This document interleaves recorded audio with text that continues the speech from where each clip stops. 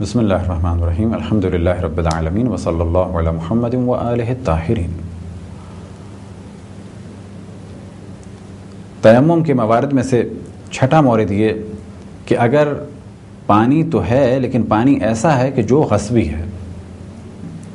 یا یہ کہ جس برتن سے نکالا گیا ہے وہ برتن غصبی ہے، یا وہ برتن سونے چاندی کا ہے، اور اسی طریقے سے یا وہ برتن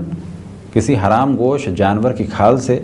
یا کسی حلال گوشت جانور کی کھال سے بنا ہوا ہے لیکن وہ صحیح طریقے سے ذبح نہیں ہوا، یا یہ کہ کتے اور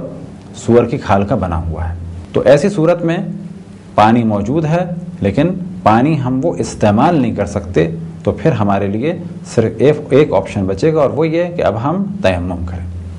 وصلی اللہ علی محمد وآلہ الطاہرین۔